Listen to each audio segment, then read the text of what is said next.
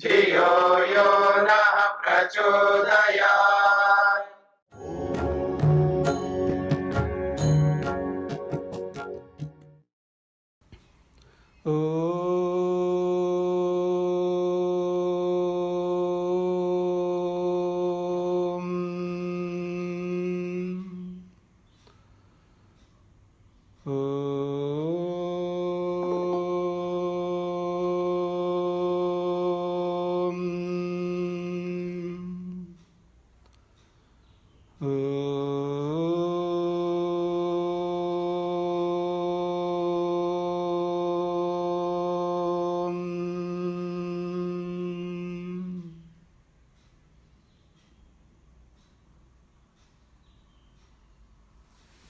हाँ जी, तैत्तिरीय उपनिषद में ब्रह्मानंद वल्ली प्रारंभ हुई थी कल।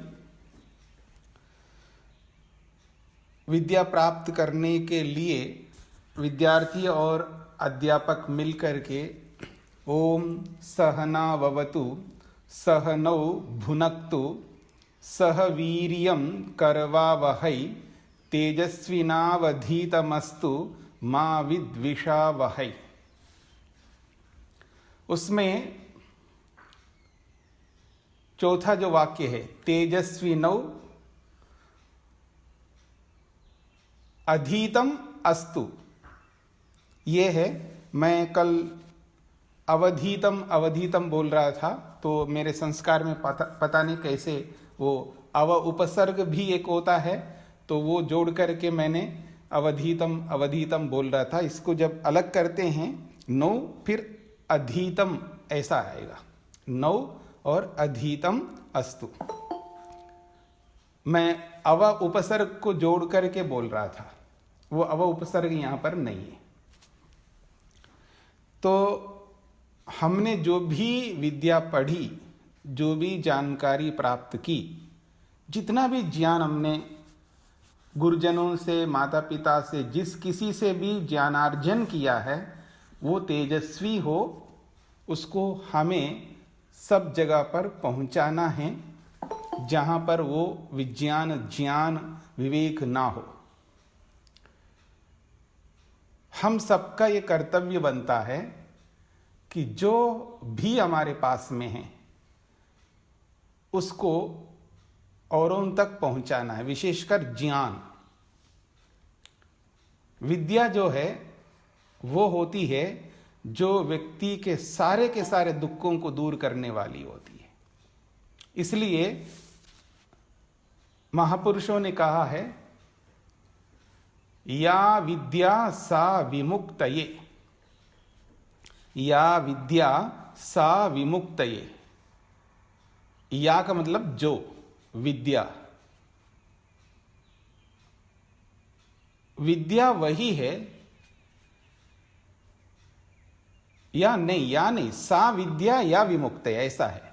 सा विद्या या विमुक्तये, तो सा का मतलब वही विद्या है, सा विद्या वही विद्या है, या विमुक्तये जो मुक्ति को देने वाली हो, अर्थात दुखों को दूर करने वाली हो, दुखों से छुड़ाने वाली हो। तो सा विद्या या विमुक्तये। विद्या उसे कहते हैं जो व्यक्ति के दुखों को, प्राणी के दुखों को, प्राणी मात्र के दुखों को दूर करने वाली हो, और जो दुख को दूर करने वाली विद्या को प्रदान करता है, देता है, उसको शास्त्र, वेद, समस्त ऋषिगण, महापुरुष सर्वश्रेष्ठ मानते हैं। और जितने भी देते हम लोग दान के रूप में, चाहे वस्त्र हो, चाहे वो मकान हो, चाहे वो आप धन देते हो, चाहे कुछ भी देते हैं, उन सभी दानों में ये जो विद्या दान है, इसको सर्वोत्कृष्ट दान माना है। सर्वेषु दानानां ब्रह्मदानम विशिष्यते। सभी दानों में जो ब्रह्म ज्ञान, जो ईश्वरीय ज्ञान को जो व्यक्ति देता है दूसरे को, वो सबसे अधिक श्रेष्ठ माना है। इसलिए उपनिषदकार कहते हैं केवल ग्रहण नहीं करना है, केवल स्वाध्याय नहीं करना है, प्रवचन भी करना है, अर्थात लेने के साथ में देना भी है। ये बात आपने पीछे पढ़ी है। तो अब आगे बढ़ते हैं। बहुत महत्वपूर्ण मंत्र के रूप में आप कह सकते हैं या श्लोक भी कह सकते हैं। ब्रह्मविद आपनोति परम, ब्रह्मविद आपनोति परम, तद एषा अभ्युक्ता, सत्यम ज्ञानम अनंतम ब्रह्म, यह वेद निहितं गुहायां परमे व्योमन, सह अश्नुते सर्वान् कामान्, सह ब्रह्मण विपश्चिता इति। बहुत विशिष्ट बात कही है। परम, परम का अर्थ होता है मुक्ति, मोक्ष, परम धाम जिसको आप बोलते हैं, उच्च स्थान, सर्वश्रेष्ठ स्थान। तद विष्णु परमम पदम सदा पश्यन्ति सूरय, वेद में भी आता है। ऋग्वेद में ये मंत्र है कि वो कहता है वो विष्णु का परम पद है, श्रेष्ठ पद है, उत्तम पद है। तद विष्णु परमम पदम सदा पश्यन्ति सूरय, सूर्य का मतलब है विद्वान, विपश्चित। उस परम पद को वही लोग देख पाते हैं। कौन लोग? तो कहा ब्रह्मविद, जो ब्रह्म को जानते हैं। विद का मतलब है जानने वाले। ब्रह्मविद या ब्रह्मविद, तकार अंत में भी बोल सकते हो और दकार भी अंत में बोल सकते हो। तो ब्रह्मविद या ब्रह्मविद। तो कहा है ब्रह्मविद। ब्रह्मविद का मतलब है ब्रह्म को जानने वाले, यानी ईश्वर को जानने वाले। ईश्वर को जानने वाले का अर्थ है यहां पर ईश्वर को थ्योरी के रूप में भी जानने वाला हो, वही तो प्रैक्टिकल में उस परम पद को प्राप्त कर पाएगा। पहले थ्योरी के रूप में हमें जानना है। यथार्थ रूप में जो वस्तु जैसी है उसको वैसा ही शाब्दिक रूप से भी आदमी जान नहीं पाता है। यथार्थता को स्वीकार करना बहुत कठिन है। शब्दों से भी स्वीकार नहीं करता व्यक्ति। सत्य को स्वीकार करने के लिए भी बहुत अधिक साहस चाहिए, धैर्य चाहिए, जिसको आप बोलते हैं ना जिगर चाहिए। उसके बिना वो स्वीकार ही नहीं करता, नकारता है वो। जैसे दो व्यक्ति बीच में बात करते हो, कोई भी दो व्यक्ति हो, दो मित्र हो, माता पिता हो या भाई बहन हो या कोई भी हो, दो व्यक्ति हो, आपस में यदि विचारों में भेद आ जाए दोनों के बीच में, दोनों के मंतव्यों में, दोनों के सिद्धांत, जो भी कॉन्सेप्ट है, दोनों के बीच में अंतर आ जाए तो दूसरे के सिद्धांत को जो यथार्थ होते हुए भी वो स्वीकार नहीं कर पाता है, उसका अहंकार रोकता है, उसका अहंकार रोक देता है। पति स्वीकार नहीं करता है पत्नी के उस कॉन्सेप्ट को, अथवा पत्नी स्वीकार नहीं करती है उस पति के कॉन्सेप्ट को, सिद्धांत को, यथार्थ होते हुए भी अहंकार जो है ना रोक देता है। विद्यार्थी अगर सही है, यथार्थ है, लेकिन गुरु उसको स्वीकार नहीं करता, उसका अहंकार रोक देता है। आप सबके साथ लगा सकते हैं। जो भी अविद्या से ग्रस्त होता है, जो भी अविद्या से ग्रस्त होता है, वो यथार्थ सत्य को भी स्वीकार नहीं कर पाता है। इसलिए ब्रह्म को ब्रह्म के रूप में, उसके यथार्थ ज्ञान को, उसकी यथार्थ सिद्धांतों को जानना, समझना और समझ करके स्वीकार करना बहुत मुश्किल है। तो इसलिए कहा जा रहा है ब्रह्मविद, जो ब्रह्म को जानने वाले हैं वही परम आपनोति, वही परम को, उस मुक्ति धाम को, मोक्ष को, उस आनंद को वो प्राप्त कर सकता है, नहीं तो बहुत मुश्किल है। तो इसके संदर्भ में कहा तद एषा अभ्युक्ता, इस संदर्भ में ये ऋचाएं कही गई है।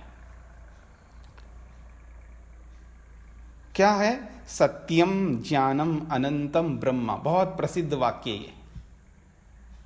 और जब ध्यान करते हैं, जप करते हैं, उसमें इस वाक्य को भी बोला जाता है, ओम सत्यम ज्ञानम अनंतम ब्रह्म। वो क्या है? वो ब्रह्म, वो ब्रह्म को समझाया जा रहा है यहां पर। ब्रह्म क्या है और उस ब्रह्म को कैसे जाना जाता है? तो उसको, उस ब्रह्म को किस रूप में हम जाने, उस परमात्मा को हमें किस रूप में जानना चाहिए? उसके तो बहुत अनंत स्वरूप है, पर उदाहरण के लिए कुछ स्वरूप यहां पर रखे जा रहे हैं ब्रह्म के, परमात्मा के। एक स्वरूप रखा है सत्यम, बहुत बड़ी बात है। ईश्वर को सत्य के रूप में जानो। यही हमसे नहीं होता है। हमसे यही नहीं होता है कि हम ईश्वर को सत्य के रूप में स्वीकार करें। ईश्वर को सत्य के रूप में स्वीकार करने का अर्थ है आत्मा को सत्य के रूप में स्वीकार करें। जड़ पदार्थों को जड़ पदार्थों के रूप में, सत्य के रूप में स्वीकार करें। यह हमसे नहीं हो सकता। जो वस्तु जैसी है उसको उसी रूप में हम लोग स्वीकार नहीं करते हैं। हम क्या स्वीकार करते हैं? दुख को तो सुख के रूप में स्वीकार करते हैं और सुख को दुख के रूप में स्वीकार करते हैं। जड़ वस्तु को तो चेतन के रूप में स्वीकार करते हैं और चेतन को जड़ के रूप में स्वीकार करते हैं। जो अत्यंत मल है, अशुद्ध है, अपवित्र है, उसको तो हम पवित्र के रूप में स्वीकार करते हैं, पवित्र के रूप में। और जो पवित्र है, शुद्ध है, निर्मल है, उसको अपवित्र के रूप में स्वीकार करते हैं।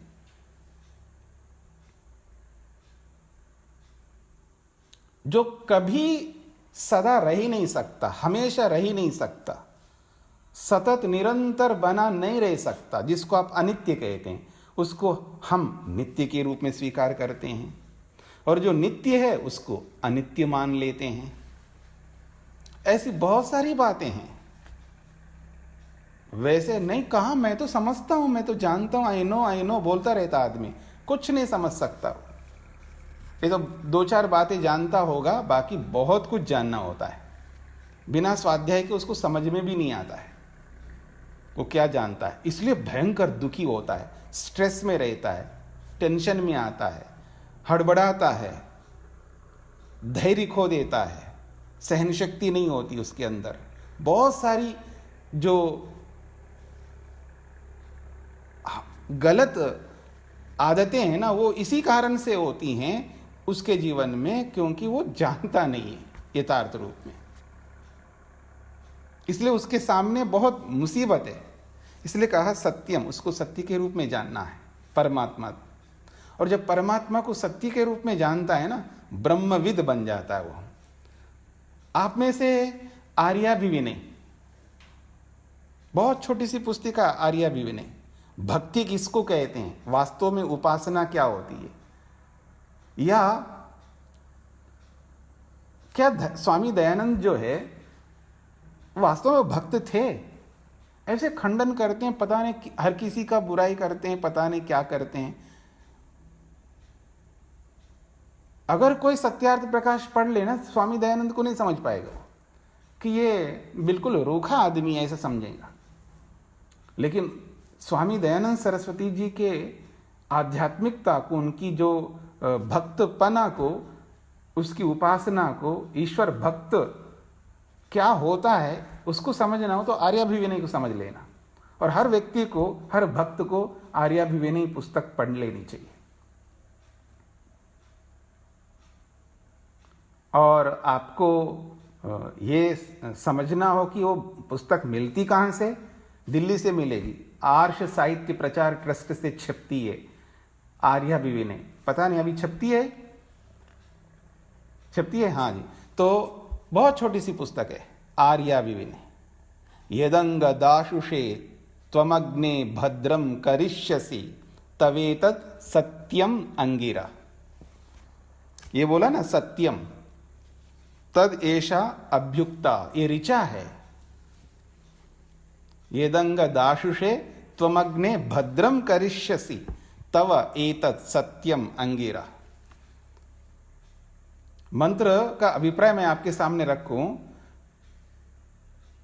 जो व्यक्ति देने वाला है, जो देता है, जो समर्पण करता है, अपने आप को न्योछावर कर देता है परमात्मा के लिए, परमात्मा के समक्ष अपने आप को न्योछावर कर देता है, समर्पित कर देता है, या योग की भाषा में कहूं ईश्वर प्रणिधान करता है। यद अंग दाशुषे, दाशुषे का अर्थ है जो देने वाला, देने वाले के लिए। परमात्मा क्या करता है? वो कहते हैं भद्रम करिष्यसि, वो तो उसका भद्र ही करेगा, उसका कल्याण ही करेगा। तव एतत् सत्यम अंगिरा, हे परमात्मन ये तो आपका सत्य व्रत है, आप तो सत्य स्वरूप है ना, बोला है ना सत्यम, ईश्वर तो सत्य है और आपने दिया है, आपने समर्पण कर दिया है, वो तो सत्य है, वो तो कल्याण ही करेगा, भद्र ही करेगा, अकल्याण कभी नहीं कर सकता। तो इसलिए कहा जा रहा है ईश्वर को सत्य के रूप में जानना है हमें। उसके यथार्थता को जब तक व्यक्ति नहीं समझता है ईश्वर है क्या, उसका सत्य स्वरूप होता कैसा, जब ये जान लेता है तो वो वास्तव में उस परम धाम को प्राप्त कर सकता है। परम आपनोति, वो परम को प्राप्त कर लेगा। बहुत बड़ी बात कही है, सत्यम। देखिए, बोलने को हम लोग बहुत बोलते सत्य के विषय में, सुनाने को बहुत सुना देते हैं, दूसरों को बताने में तो बहुत सरल होता है ना। जैसे किसी को खांसी हो गई हो, किसी को सर्दी जुकाम, या किसी को और कोई सिर दर्द, कुछ भी हो रहा हो, देखना कितने लोग आप में से बोलेंगे उनको, ये कर लो, वो कर लो, ये कर लो, ऐसे कर लो, वैसे कर लो। ओ, ऐसा लगता है कि यही डॉक्टर होंगे। बहुत बोलते हैं हम लोग दूसरों को, दूसरों को बताने में हम बहुत कुशल हैं। सत्य ही बोल रहे हैं, कोई ऐसा झूठ मूठ नहीं बोल रहे हम उनके लिए। जो आपने सुना है, जाना है, जैसा सुना वैसा बोल रहे हैं आप लोग। ऐसा कर लो, वैसा कर लो, ये कर लो, वो कर लो। कोई टेंशन में आ जाए तो बस पूछिएगा मत, सब लोग उसको बोलते हैं। नहीं, बिल्कुल नहीं लेना, टेंशन ही नहीं लेना, ये तो होता है, दुनिया का दस्तूर है, वो है, ये है, दुनिया भर की बातें उसको समझाएंगे। स्वयं क्या करते हैं? स्वयं वही घटना, वही स्थिति, वही परेशानी, वही मुसीबत, वही हानि स्वयं के साथ जब घटती है, वो स्थिति बिल्कुल निढाल, बिल्कुल ऐसा लगता है इसने सब छोड़ दिया, असहाय हो गया, ये दीनहीन गरीब बन गया। ये न उसके पास ज्ञान विज्ञान है, न उसके पास वो कर्म है, न उसके पास वो भक्ति है, बिल्कुल जीरो हो गया। ऐसा होता है, स्वीकार नहीं कर पाता, करता ही नहीं सत्य को। उसको कितना ही समझा दीजिएगा, वो सत्य को स्वीकार नहीं करता। नहीं, क्यों ऐसा हुआ मेरे साथ, क्यों मेरे बेटे के साथ ऐसा हुआ, मेरी पत्नी के साथ ऐसा क्यों हुआ, मेरे पति के साथ ऐसा क्यों हुआ। जो भी उसके निकट के संबंधी जो भी होगा, या स्वयं का होगा, जो बस हमारे साथ ही ऐसा क्यों हुआ, वो स्वीकार ही नहीं कर पाता है उस सत्य को, उसके दिमाग में बैठती नहीं है। इसके लिए महर्षि कपिल ने एक बहुत बड़ी बात कही है। जिसके मन के ऊपर पर्दा आ जाता है ना, पर्दा, जैसे मिरर पर, दर्पण पर धूल जम जाए, उसके ऊपर यूज नहीं करना है, ऐसे बिल्कुल धूल जम जाए उसके ऊपर, उसके सामने खड़े हो जाओ, बिल्कुल नहीं दिखाई देगा आपको, पतला सा परत की तरह उसके ऊपर जम जाता है धूल, फिर वो बिल्कुल दिखता ही नहीं है। तो ऐसे ही मन के ऊपर ऐसा धूल आ जाता है आदमी के ऊपर, वो मुसीबत के कारण से इतना दुखी है, या जो भी घटना से वो इतना पीड़ित है वो व्यक्ति, उसको सत्य नजर नहीं आता। ऐसा नहीं कि उसको पता नहीं है वो सत्य, सब पता है, पर नजर नहीं आ रहा है उसको, यानी स्वीकार नहीं करता। मुख्य बात है, सब पता है उसको, पर वो स्वीकार नहीं कर सकता।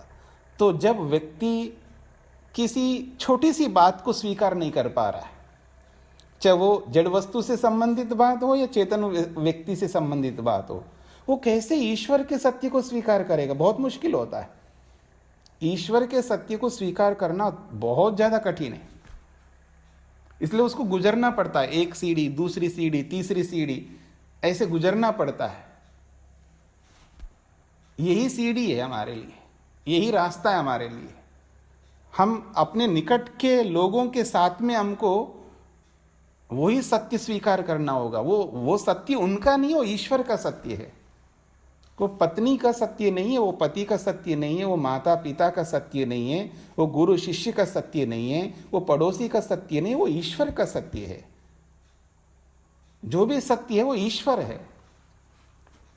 दिमाग ऐसा हमको बदलना है कि देखने का जो एंगल है ना, जो दृष्टिकोण है, नजरिया, एटीट्यूड हमको बिल्कुल बदलना पड़ेगा, तब जाकर के इस ईश्वर का सत्य स्वरूप हमारे सामने आएगा, अन्यथा बहुत मुश्किल हो जाएगा। ज्ञानम, ईश्वर के लिए कहा ज्ञानम। साधारण सी बात है, ज्ञानम का मतलब ज्ञान है, विवेक है।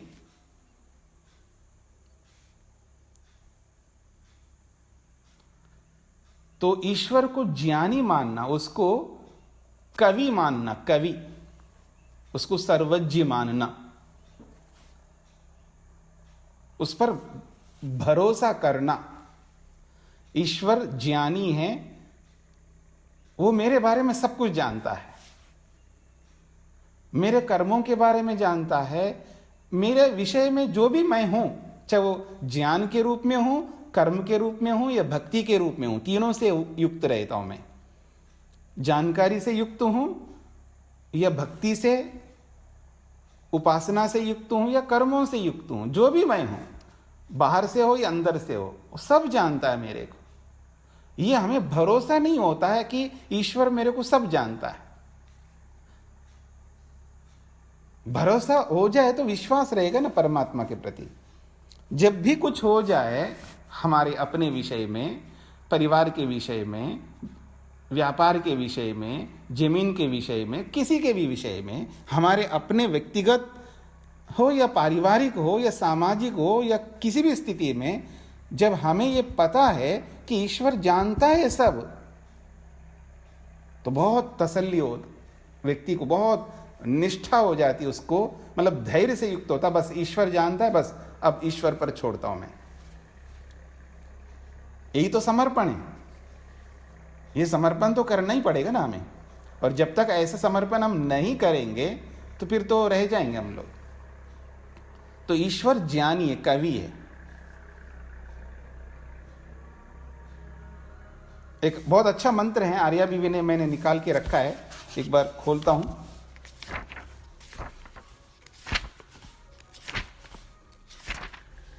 अग्निर्होता कविक्रतु सत्यश्चित्र श्रवस्तमा देवो देवेभिरागमत। ये ऋग्वेद का ही मंत्र है। और आप ऋग्वेद, अगर आपके पास ऋग्वेद की पुस्तक हो और प्रारंभ में आप देखेंगे ना, प्रारंभ में ये सब मंत्र मिलेंगे। यदंग दाशुषे त्वमग्ने भद्रम करिष्यसि, और अग्निर्होता कविक्रतु सत्यश्चित्रश्रवस्तमा देवो देवेभिरागमत। ये सब मंत्र जो है प्रारंभ में आपको मिल जाएंगे। बहुत महत्वपूर्ण मंत्र है। ईश्वर के ज्ञान को लेकर के इस मंत्र में स्पष्ट किया गया कि ईश्वर का ज्ञान है, ईश्वर का जो विवेक है, ईश्वर का जो कवित्व है, इसको लेकर के बहुत बड़ी बातें कही यहां पर इस मंत्र में। अनंतम के विषय में और ब्रह्म के विषय में ऋग्वेद का एक मंत्र है, न यस्य द्यावा पृथ्वी अनुव्यचो न सिंधवो रजसो अंतमानशु नोत स्ववृष्टिम मदे अस्य युध्यता एको अन्यचक्रिषे विश्वमानुषक। ये भी ऋग्वेद का मंत्र है। तो इन सब ऋचाओं में ईश्वर के सत्य स्वरूप को, ज्ञान स्वरूप को, उसके अनंतत्व को, उसके ब्रह्मत्व को स्पष्ट किया जा रहा है। तो ईश्वर अनंत है, बुद्धि में बैठता ही नहीं ईश्वर अनंत कैसे हैं। मैं अक्सर एक बात कहा करता हूं, जो समझ में नहीं आता है हमको, वो क्यों नहीं समझ में आता है, एक बात, और जो हमें समझ में आ गया है तो वो क्यों समझ में आ गया है, इसको थोड़ा समझने का प्रयत्न करना। आप बहुत आसान है, मैं अक्सर इन बातों को लेकर के बोलता रहता हूं। देखिएगा, जो हमने समझ लिया है, क्योंकि उसको बार बार हमने उसका स्वाध्याय किया, बार बार स्वाध्याय किया उसका, अर्थात बार बार सुना, बार बार उसका व्यवहार में लाया उसको, अनेक बार, तो हमको समझ में आता है। जैसे उदाहरण के लिए मोबाइल को लीजिएगा, आजकल सबके हाथों में मोबाइल है। इसमें क्या सॉफ्टवेयर्स हैं, इसमें क्या हार्डवेयर हैं, इसमें क्या होता है, ये इंजीनियर को, इससे संबंधित इंजीनियर को समझ में आता है। अगर वो सॉफ्टवेयर के इंजीनियर तो इसमें सॉफ्टवेयर्स क्या है उसको समझ में आएगा, इसमें क्या हार्डवेयर है तो उसको हार्डवेयर इंजीनियर को समझ में आता है, बाकी हमको कुछ नहीं समझ में आता है। लेकिन मोबाइल को सब समझते हैं, इसको ऑपरेशन कैसे करना है सब जानते हैं। क्यों? पता नहीं कितने बार इसका, सबसे ज्यादा इसी के साथ रहता है आज का व्यक्ति, तो सबसे ज्यादा इसी के साथ में रहता है। मोबाइल का मतलब क्या समझ में आया आपको? कोई मोबाइल का मतलब क्या होता है जी? किसको मोबाइल कहते हैं? आपको पता है, भले आप नहीं समझाएं इसको, इसका डेफिनेशन आपको नहीं आता है, वो एक अलग बात है, लेकिन समझते हैं मोबाइल को, आपको समझ में आता है। टीवी का मतलब समझ में आता है, रिमोट का मतलब समझ में आता है आपको। क्यों? बार बार उसके साथ हम जुड़े रहते हैं, मतलब दिन भर इन्हीं चीजों के साथ तो हम रहते हैं, इन्हीं का व्यवहार करते हैं। कितने संस्कार हमने बिठाए इनके बारे में, इसलिए ये आसानी से समझ में आते हैं हमको। और जिसने कभी मोबाइल को नहीं देखा है, सुना हो, उसको समझा करके दिखाना मेरे को। सुन रखा है लेकिन उसने कभी मोबाइल का प्रयोग ही नहीं किया हो, उसको समझा देना कि मोबाइल क्या करता है। हाँ, समझ लेता है, सुन लेता है, लेकिन उसके बुद्धि में वैसे बैठ जाए ना, बहुत मुश्किल है, बैठता नहीं है। ऐसा ही अनंत शब्द है, ना अंत अनंत। हम बोलते हैं, सुनते रहते, लेकिन वैसे नहीं सुनते जैसे मोबाइल के बारे में सुना है हमने, टीवी के बारे में, रिमोट के बारे में, और चीज़ों के बारे में जितना सुना है, जितना बिठाया हम अपने मन के अंदर, उसके साथ जितना व्यवहार करते हैं, ऐसा व्यवहार हम उस अनंत तत्व को लेकर के नहीं करते हम लोग। इसलिए अनंत समझ में नहीं आता है हमको। फिर भी मन के, दिमाग के किसी कोने में वो रहता है, कहीं तो अंत होना चाहिए, कहीं से स्टार्ट होना चाहिए ना, कहीं तो हो स्टार्ट। ये जो कहीं तो स्टार्ट, क्योंकि स्टार्ट को ही तो सुन रखा है हमने। हमारे बुद्धि में प्रारंभ है, हमारे बुद्धि में अंत को, हमने बुद्धि में, मन के अंदर प्रारंभ को बिठा के रखा है और अंत को बिठा के रखा है, और उसी के साथ जुड़े हुए रहते हैं। अनंत को तो बिठाए नहीं, कैसे समझ में आएगा? तो ईश्वर के अनंतत्व को भी समझना पड़ता है। इसके लिए ये स्वाध्याय जो है ना, बहुत महत्वपूर्ण है जी। जो जितना अधिक स्वाध्याय करेगा, चाहे वो शब्द को लेकर के हो, चाहे वो वाक्य को लेकर के हो, चाहे वो मंत्र को लेकर के हो, चाहे वो सूक्त को लेकर के हो, चाहे वो अध्याय को लेकर के हो, चाहे वो कांड को या पूरे मंडल को लेकर के हो, चाहे पूरे वेद को लेकर के हो, जो जितना अधिक स्वाध्याय करेगा वो उसको उतना ही अच्छा समझ में आएगा। ईश्वर को समझना है, ईश्वर के उन स्वभावों को समझना है जिनका लेन देन हमारे जीवन में उठने से लेकर के रात्रि में सोने तक, और जब से होश में हम लोग आए तब से लेकर जब तक मरेंगे नहीं तब तक उस ईश्वर के गुणों से युक्त रहना है हमको। उसके अतिरिक्त हमें और कुछ करना ही नहीं है।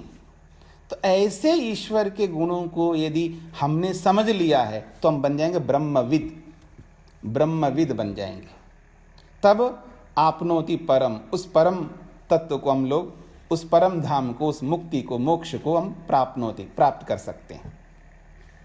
तो ईश्वर जो है सत्य स्वरूप है, ज्ञान स्वरूप है, अनंत स्वरूप है, ब्रह्म स्वरूप है, अर्थात बहुत बड़े हैं ईश्वर।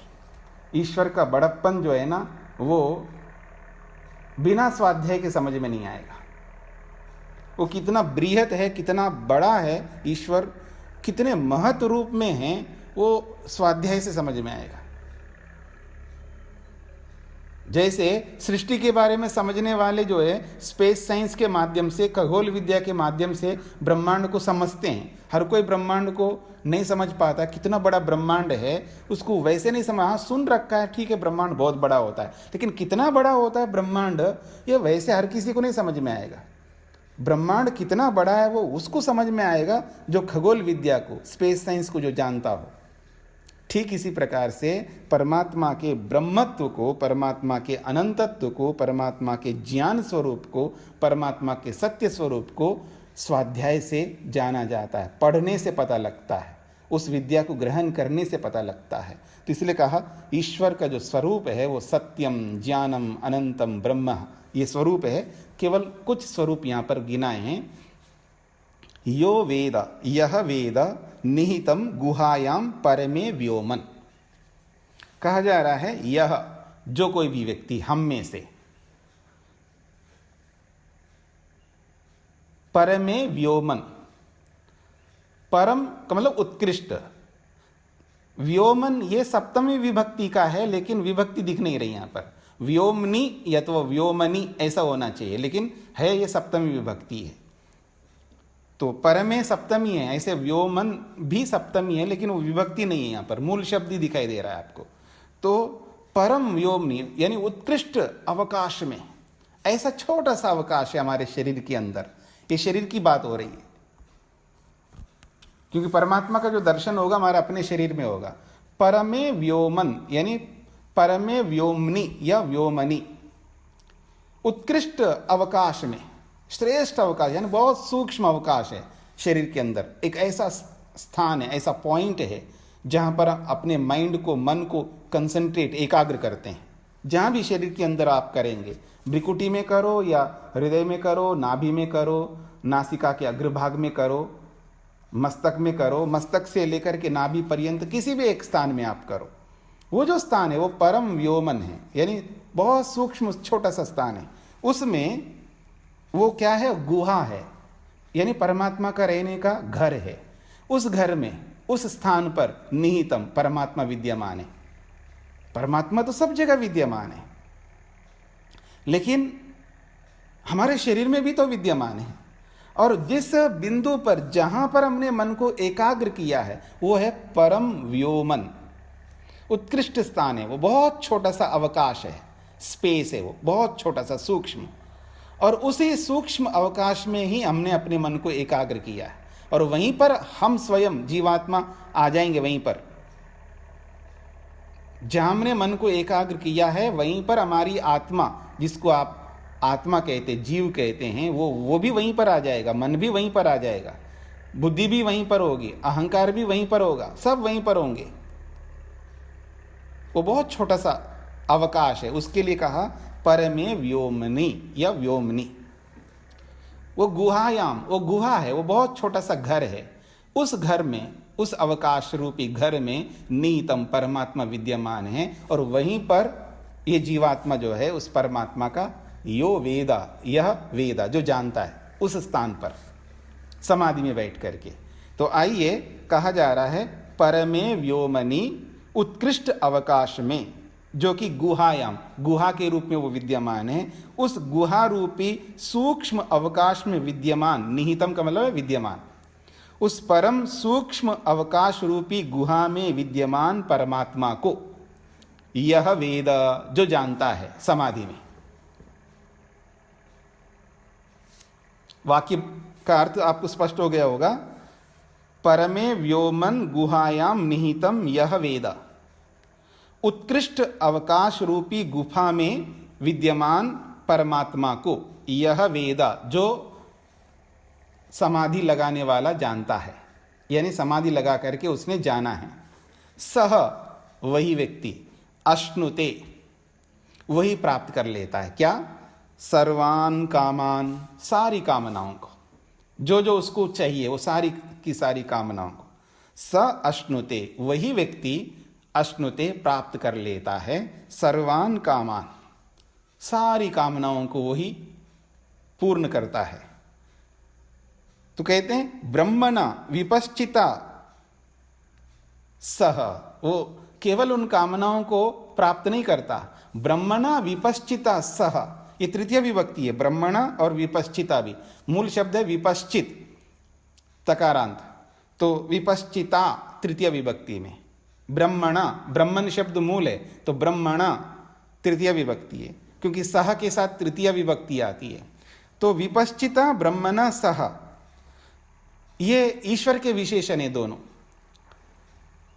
सारी कामनाओं को, केवल कामनाओं को प्राप्त नहीं कर रहा है, साथ में विपश्चित रूपी ब्रह्म के साथ में, यानी परमात्मा के साथ साथ वो सारी कामनाओं को भी प्राप्त कर लेता है। परमात्मा को तो प्राप्त करता ही करता है, यानी परमात्मा के आनंद को तो प्राप्त करता ही करता है। इसलिए कहा विपश्चित रूपी ब्रह्म के साथ साथ सारी कामनाओं को अश्नुते, प्राप्त करता है।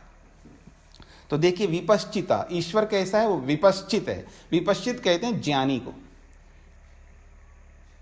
विपश्चित का अर्थ है ज्ञानी,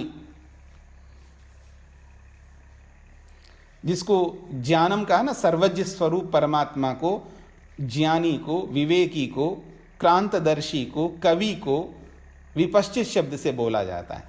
तो विपश्चित रूपी बृहत, बहुत बड़े परमात्मा के साथ साथ, यानी उस महान परमात्मा के, महान सर्वज्ञ ज्ञानी परमात्मा के साथ साथ सर्वान कामान सह अश्नुते, वो सारी कामनाओं को प्राप्त कर लेता है। अब ये सारी कामनाएं क्या है? उसकी क्या कामनाएं होंगी? उसकी वही कामना है, उसको विवेक चाहिए, विवेक की कामना है, वैराग्य की कामना है, अभ्युदय की कामना है, निःश्रेयस की कामना है, समाधि की कामना है, अधिकाधिक ज्ञान को प्राप्त करने की कामना है। जो जो उसकी कामनाएं हैं, उसकी सारी कामनाएं पूर्ण होती हैं। केवल कामनाएं पूर्ण नहीं होती हैं, ईश्वर के साथ में पूर्ण होती है, यानी ईश्वर को भी प्राप्त करता है, साथ में ईश्वर का भी दर्शन करता है, ईश्वर के गुणों का भी दर्शन कर रहा है। ईश्वर के जो भी गुण उसने जाना है, उन गुणों को साथ में लेकर के कामनाओं को पूरा कर रहा है।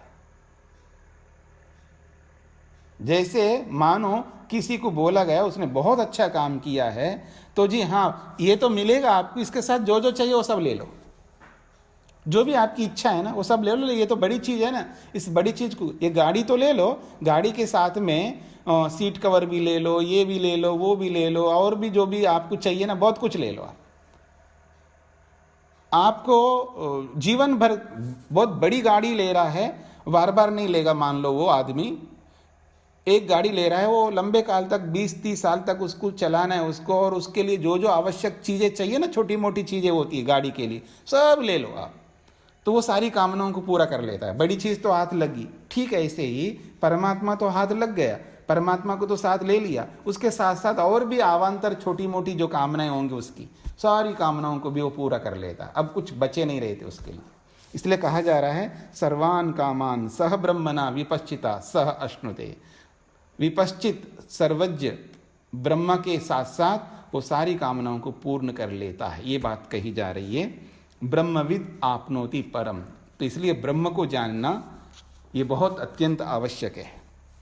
अब आगे बढ़ते हैं।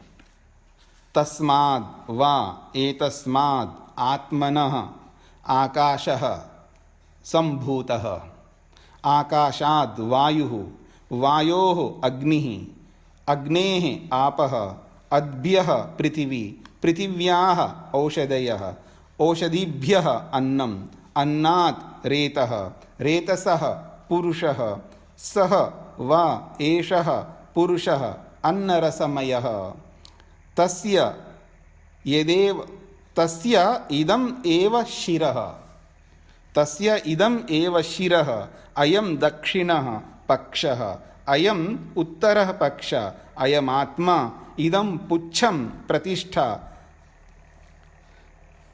तद अपि एषः श्लोकः भवति, तद अपि एषः श्लोकः भवति। कहते हैं परमात्मा के बारे में सब बता करके, परमात्मा के महत्व को बता करके अब आगे बताने जा रहे हैं। इस परमात्मा से ये जो सृष्टि उत्पन्न हुई, ये जो ब्रह्मांड हमें दिखाई दे रहा है, ये परमात्मा की ही कृति है, उसी परमात्मा से ये कृति उत्पन्न हुई है, इस बात को यहाँ समझाया जा रहा है। तस्मात्। आप थोड़ा सा विभक्तियों पर भी ध्यान देंगे ना थोड़ा थोड़ा बीच बीच में, तो आपको आसान हो जाएगा। जिनको संस्कृत आती है उनको तो समझ में तुरंत आ जाता है, लेकिन जिनको संस्कृत की जानकारी कम हो तो भी बीच बीच में थोड़ा ध्यान दीजिएगा आप लोग भी। तस्मात् जो है ये पंचमी विभक्ति का होता है। तो तस्मात् का मतलब उससे, यानी प्रसंग चल रहा है परमात्मा, तो परमात्मा से। तस्माद् वा एतद, तो ये वा जो है इसको वही कर, तस्माद् वही बन जाता है वो संधि के कारण से। तो तस्माद् वही एतस्मात्, एतस्मात् भी पंचमी है, यानी वही का मतलब निश्चित रूप से इसी परमात्मा से, इसलिए कहा तस्मात् वही एतस्मात् आत्मना, ये आत्मा परमात्मा है।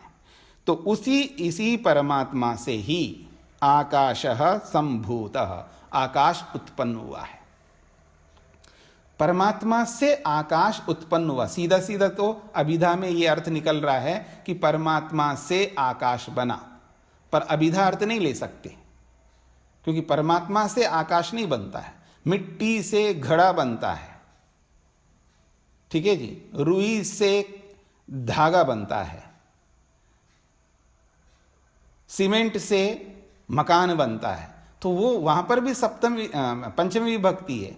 पंचमी विभक्ति होने मात्र से वो आकाश का उपादान कारण रॉ मेटीरियल परमात्मा हो, ऐसा नहीं कहना चाह रहे यहां पर। तो इसलिए उस परमात्मा से, इस परमात्मा से आकाश उत्पन्न हुआ, अर्थात परमात्मा के कारण से, परमात्मा रूपी निमित्त कारण से। क्योंकि कुम्हार से घड़ा बनता है, तो क्या मतलब कुम्हार में से निकल के आता है घड़ा, कुम्हार से घड़ा बनता है, इसका क्या अर्थ निकालते हैं हम लोग? तो उसका जो अर्थ निकालते हैं वैसे यहां पर ईश्वर से आकाश उत्पन्न हुआ, जैसे कुम्हार से घड़ा बनता है, जैसे वहां अर्थ लेते हैं वैसे ही यहां अर्थ लेना है। फिर कहा आकाशाद वायु, आकाश से वायु। तो यहां पंचमी विभक्ति जो है आकाश से वायु का मतलब है आकाश रॉ मेटीरियल हो और वायु उससे उत्पन्न हुई हो, ऐसा नहीं है। यहां पर भी आकाश के बाद ऐसा अर्थ लेना है, आकाश के बाद में, यानी पहले आकाश उत्पन्न होता है, उसके बाद आकाश के पश्चात, यहां पश्चात अर्थ जोड़ना है, आकाश के पश्चात वायु उत्पन्न होती है, यह वायु उत्पन्न होता है। वायो हो अग्नि, फिर उस वायु के पश्चात अग्नि उत्पन्न होती है। अग्ने है आपह, अग्नि के पश्चात आपह, आपह कहते हैं जल को, जल उत्पन्न होता है।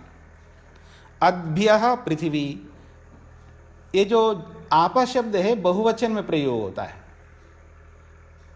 आपा शब्द जो है ना, कुछ शब्द ऐसे होते हैं संस्कृत में वो एक वचन में नहीं प्रयोग में आते हैं, ना द्विवचन में प्रयोग में आते, बहुवचन में ही होते हैं। जैसे आपा शब्द है, कोई शब्द द्विवचन में ही होता है, कोई शब्द एक वचन में ही होता है, ऐसे कुछ शब्द ऐसे होते हैं। तो आपा शब्द भी बहुवचन में ही होता है। तो बहुवचन में ही होता है तो पंचमी में अद्भ्या होगा।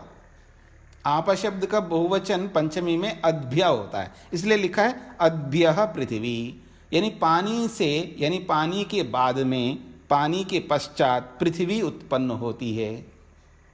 पृथिव्याः औषधयः, पृथ्वी के पश्चात औषधियां उत्पन्न होती है। अब यहां पर समझने का प्रयास करिए, यानी परमात्मा ने महतत्व से लेकर के, यानी सत्व रज तम, सत्व रज और तम, ये तीन रॉ मेटीरियल है, मूल कारण है।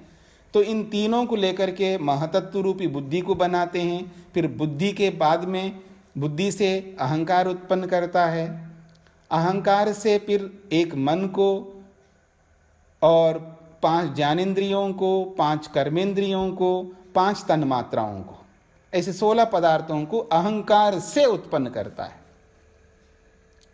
फिर उस अहंकार से ये 16 पदार्थ उत्पन्न हुए हैं, एक मन, एक मन, 5 ज्ञानेंद्रियां, 5 कर्मेंद्रियां, 5 तन्मात्राएं। तो 16 हो गए। तो 5 तन्मात्राओं को फिर सामने रखता है, 5 तन्मात्राओं को लेकर के परमात्मा 5 तन्मात्राओं में एक शब्द तन्मात्रा है, उस शब्द तन्मात्रा से आकाश को उत्पन्न करता है। फिर वहां स्पर्श तन्मात्रा है दूसरी, उस स्पर्श तन्मात्रा से वायु को उत्पन्न करता है।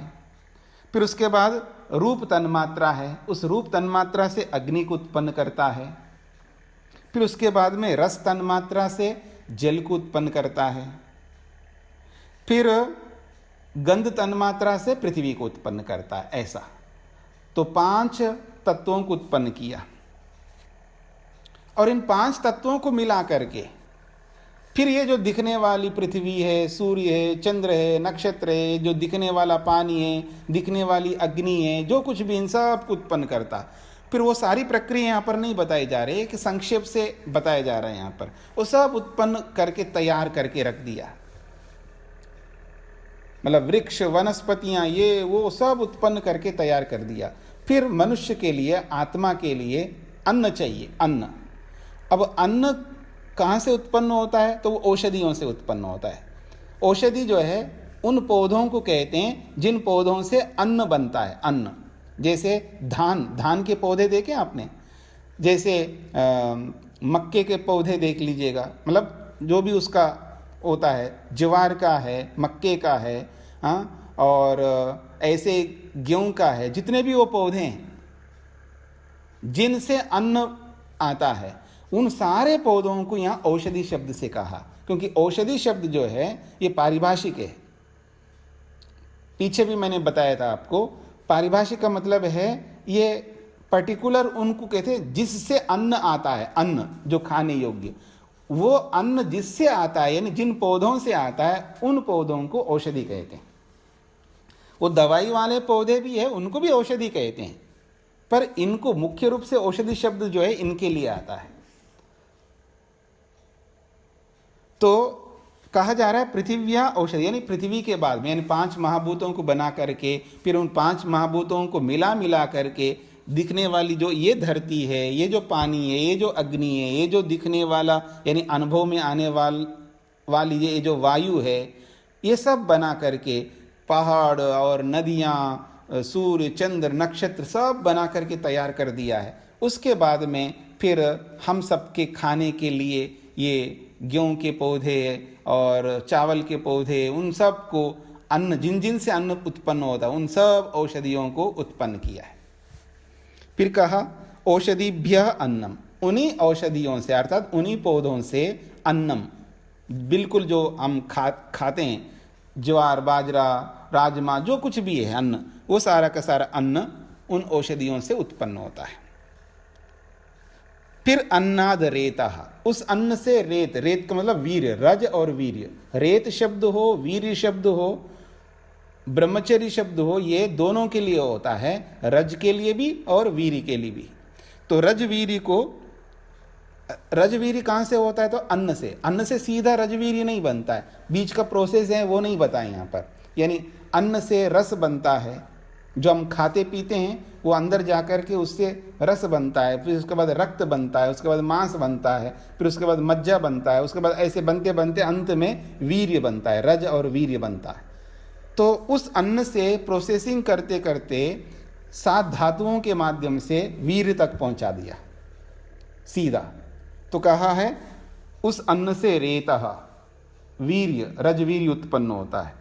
फिर उस रजवीर्य से पुरुषा, पुरुष का मतलब है शरीर, या पुरुष शब्द से शरीर है, तो उस रेत से पुरुषः, क्योंकि रेत यानी रजवीर्य मिलकर के जब गर्भ स्थापित हो जाता है, पूरा शरीर निर्माण हो जाता है, तो वो किससे हुआ? रजवीर्य से। इसलिए कहा रेतसः पुरुषः, उस रेत से पुरुष यानी शरीर उत्पन्न होता है। स वा एषः पुरुष अन्न रसमयः, अब उसका विशेषण दिया, स वा एषः पुरुष, ये जो शरीर रूपी पुरुष है ये कैसे बना है? तो कहा अन्न रसमय, ये अन्न रस आदि से, यानी अन्न और रजवीर आदि इन सब को मिला दिया तो अन्न रसमय, ये अन्न रसमय वाला ये शरीर है।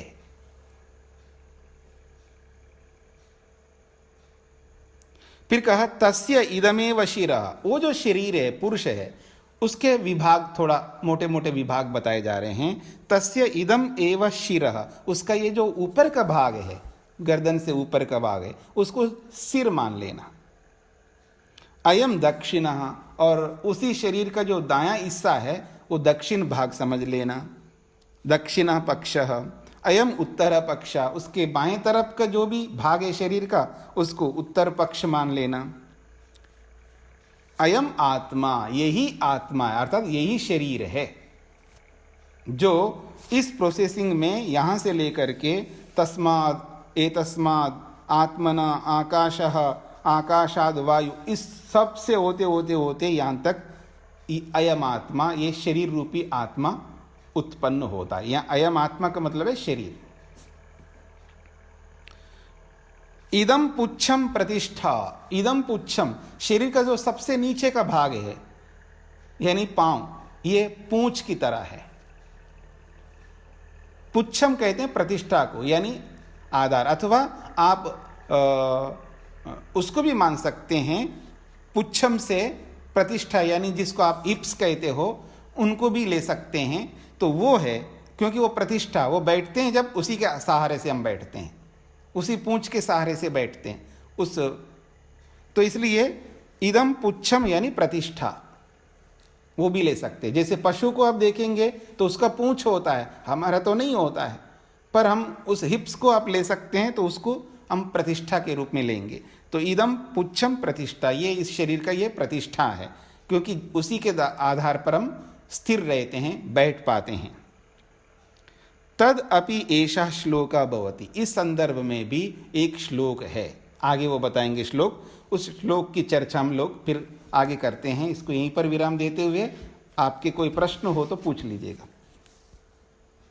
स्वामी जी नमस्ते। हाँ जी, नमस्ते जी, बोलिए।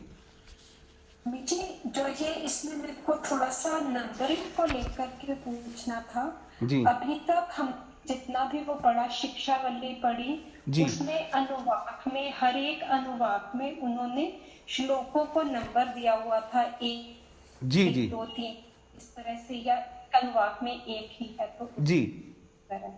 लेकिन यहाँ पर जैसे ये प्रथम अनुवाक है उसमें पहले और दूसरे को कोई भी नंबर नहीं दिया, उसके बाद वो क ख ग करके चल रहे हैं। जी जी जी। द्वितीय अनुवाक में कर दिया, ऐसे भृगुवल्ली तक वो चलते हुए वो यहाँ पर खत्म किया। अच्छा, जो प्रथम अनुवाक, जी जी जी। और फिर ये अनुवाक से फिर कुछ नंबर नहीं दिया, और जो अंतिम अनुवाक आया इसका भृगुवल्ली का, जी जी दशम अनुवाक जो है, उसमें फिर पहले से उन्होंने नंबर देना प्रारंभ कर दिया। जी जी जी जी। तो ये सीक्वेंस किस तरह से है वो नहीं। जी जी, उसमें क्या है कि ये जो तैत्तिरीय उपनिषद है ये तैत्तिरीय आरण्यक का है, ठीक है ना। तो वहाँ तैत्तिरीय आरण्यक में बहुत लंबा लंबा है, ठीक है ना। मतलब एक संख्या पूरा होने के लिए वो बहुत लंबा है, उस पूरे को पूरा करने के बाद में एक संख्या पूरी होगी। तो ये वो वैसा नहीं है, ये थोड़ा थोड़ा अंश ले लिया उसका, तो थोड़ा थोड़ा अंश लेकर के उसको समझा दिया है, इसलिए यहाँ नंबरिंग नहीं दी है इन्होंने। अच्छा। तो इसलिए उन्होंने ये ऐसा रख दिया है कि क ख ग ऐसा रख दिया इन्होंने। जी जी, हाँ जी, हाँ जी, ठीक है। जी जी, हाँ जी, हाँ जी। और प्रश्न पूछिएगा जिनको पूछना है, अब समय दे रहा हूं प्रश्न पूछने के लिए, पूछिएगा। हाँ जी जी। स्वामी जी, मेरा प्रश्न ये है कि देवऋण, पितृऋण और ऋषिऋण विरोध को लगते हैं। देखिए, आप रुकिए, आप अपने माइक को थोड़ा दूर रखिएगा, फिर बोलिएगा। नहीं, और दूर रखिएगा बिल्कुल। हाँ, अब हाथ निकालिएगा, हाथ से मत, मुंह के सामने मत रखिए, माइक को छोड़ दीजिएगा, हाथ से हाथ को छोड़ दीजिएगा। हाँ ठीक है। नहीं, हाथ में पकड़ना नहीं, उसको छोड़ दो। ठीक है, अब बोलिए। देवऋण, पितृऋण और ऋषिऋण, जी। ये 3 रूप में गृहस्थ में जाते हुए लगते हैं। ब्रह्मचारी को और सन्यासी को नहीं लगते। जी। अभी मैं न्याय दर्शन में पढ़ा था। जी। तो मेरा प्रश्न यह था कि जिस माता पिता के द्वारा जो बच्चे का जन्म हुआ, तो माता पिता का ऋण कोई लगेगा या नहीं लगेगा? अच्छा। 8 साल तक बच्चे का पालन पोषण करते हैं माता पिता। हाँ, तो इसमें थोड़ा संशय था, वो समझना था। आपका प्रश्न है कि 8 साल तक उसको उसके ऊपर ऋण लागू होते नहीं होते, ये प्रश्न है?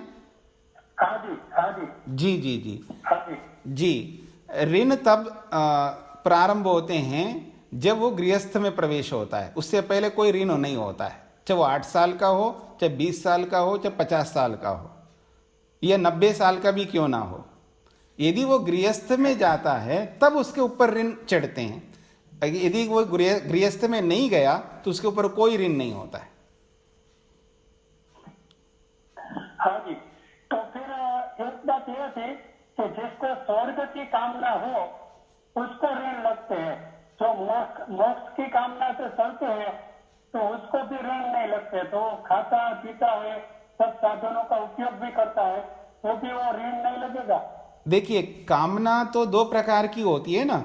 एक तो मुक्ति की कामना होती है, एक अभ्युदय सुख की यानी स्वर्ग की कामना होती है। अच्छे जन्म की कामना भी होती है और जन्म ना लेते हो मुक्ति की भी कामना होती है। कामना दोनों में बराबर है। कामना हो या ना हो वो एक अलग विषय है। कामना को ऋण के साथ मत जोड़िएगा। ऋण का मतलब समझ लीजिए। सबसे पहले ऋण उसको कहते हैं जैसे आपसे मैंने पैसे लिया, 50,000 उधार लिया, ऋण लिया, फिर वो 50,000 आपको लौटाऊंगा, ठीक है। ये इसको मुख्य रूप से ऋण कहते हैं इसको।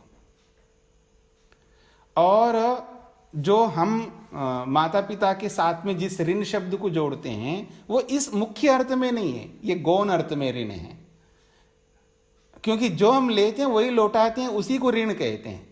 हम ऐसा थोड़ा करते हैं, माता पिता ने हमें पैदा किया है तो क्या हम माता पिता को पैदा करेंगे तभी हमारा ऋण पूरा होगा? ऐसा नहीं है, इसको ऋण नहीं कहते हैं। तो इसलिए गौण रूप में ऋण है। फिर ये ऋण कैसे पूरा करते हैं हम लोग कि माता पिता ने हमें जन्म दिया है। मेरी बात को अच्छी तरह सब समझ लीजिएगा, भ्रांति में मत रहना, क्योंकि ये बहुत व्यापक रूप से समझाने पर ही आपको समझ में आएगा, इतना समय नहीं है। लेकिन संक्षेप से मैं बोल रहा हूं। माता पिता ने हमें पैदा किया है तो हमें बड़ा किया है, सब कुछ किया है, शादी कर दिया, यहां तक पहुंचा दिया। हमारी शादी तक जो कुछ भी माता पिता ने हमने किया है तो हमारा ऋण चढ़ा है, यानी माता पिता के प्रति हमारी ऋण है हमारे लिए। तो हम माता पिता के लिए क्या करेंगे? तो हमने शादी कर लिया है तो हम भी बच्चा पैदा करेंगे। जो आप लोग सुन रहे हैं मेरी बात को समझने का प्रयत्न करना। जो शादी करके ये सोचते हैं कि हमें बच्चे नहीं चाहिए, उनके लिए विशेष रूप से मैं बोल रहा हूँ। तो हमने शादी कर लिया तो अब हमारा कर्तव्य है हमें बच्चे पैदा करना ही करना है, क्योंकि ऋण चढ़ा है और ऋण को उतारने के लिए बच्चे पैदा करना पड़ेगा आपको। बच्चे नहीं हो सकते तो बच्चे लाना पड़ेगा आपको कहीं ना कहीं से। आजकल का सिस्टम बहुत अच्छा है तो उसकी चिंता करने की आवश्यकता नहीं है। तो फिर हमने बच्चे पैदा किया, फिर हमने उन बच्चों को भी वैसे पालन पोषण करके शादी तक पहुंचा दिया, शादी करवा दिया, तो हमने माता पिता का ऋण चुका दिया। इसको कहते हैं ऋण। इसको ऋण नहीं कहते हैं कि आप उनको खिलाइएगा पिलाइएगा, उनके पास रहिएगा और उनको सब सेवाएं करिए, इसको ऋण नहीं कहते हैं। आपने पैदा किया, आपने बड़ा किया, शादी तक पहुंचाया है तो आपका कर्तव्य है आप भी पैदा करो, आप भी उसको पालो पोसो और उसकी शादी कर दो, तो आपका माता पिता का ऋण चुका दिया है। इसको कहते हैं ऋण, ठीक है जी। ऐसा ऋण जो है जिसकी शादी ही नहीं हुई है उसको कोई ऋण ही नहीं होता है। इसलिए शास्त्रों में स्पष्ट कहा है। तो ये लंबा समझना पड़ेगा, आपके प्रश्न आएंगे तो उसका उत्तर मिलेगा, तो इसको समय जब आपके पास होगा तब विचार करेंगे इसका। तो मैंने संक्षेप से आपको उत्तर दे दिया इसका। जी धन्यवाद। जी जी। और किसी का प्रश्न? स्वामी जी, तो मतलब माता पिता की सेवा करना उनका कर्तव्य नहीं है, अगर वो करें तो ठीक, ना करें तो ठीक। नहीं, ऐसा है, सीधी सी बात है, सेवा का अवसर ही नहीं मिलता है जी। थोड़ा समय होता है। जब आप मतलब बच्चे शादी करते हैं तो जब तक 1 साल 2 साल 3 साल जितना होता है उतना ही उनके लिए आप खिलाएंगे पिलाएंगे। उसके बाद घर से आप बाहर आउट हो जाएंगे ना, आपको समय कहाँ मिलेगा। इधर शादी हो गई तो आप घर से बाहर होंगे, आप वानप्रस्थ में जाएंगे। नियम तो यही है।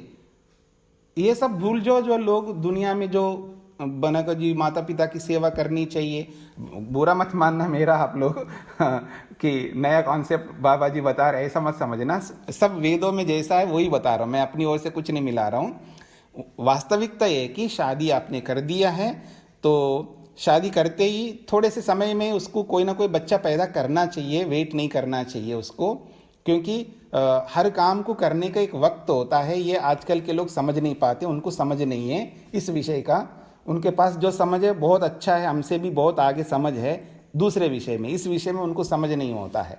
तो इस दृष्टि से शादी करते उनका सबसे पहला काम जो होता है, आजकल जो आप लोग बोलते हैं ना फर्स्ट नाइट, जो भी बोलते हैं आप, ये उसी के लिए होता है वास्तव में। तो बच्चा पैदा करना ही चाहिए उसको तुरंत। तो उधर बच्चे के आने में 1 साल 2 साल लग जाते हैं, उससे ज़्यादा नहीं। इतने काल वो घर पे रह सकते हैं, उसके बाद आउट बाहर।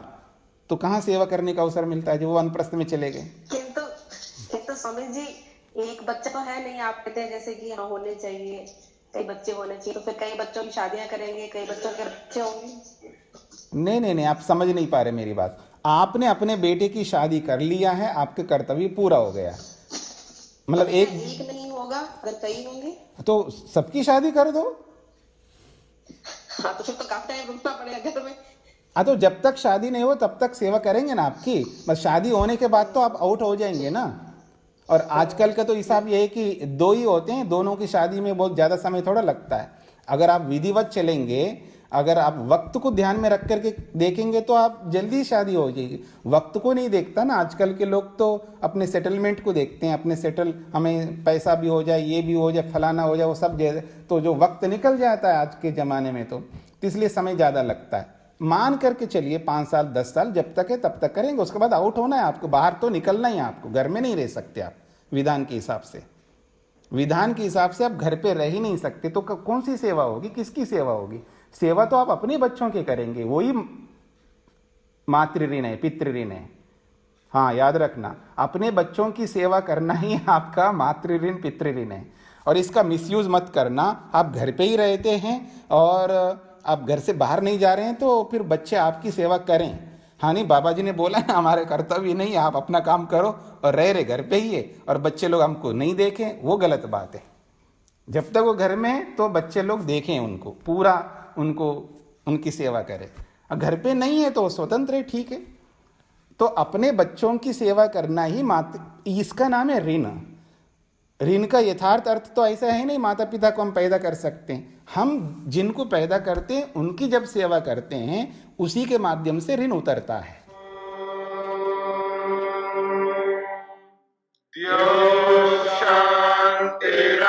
शांतिरंतरिक्षं शांति पृथिवी शांतिरापः शांतिरोषधयः शांतिः वनस्पतयः शांतिर्विश्वे देवाः शांतिर्ब्रह्म शांति सर्वं शांति शांतिरेव शांति क्षमा शांतिरेधि। ओम शांति शांति शांति।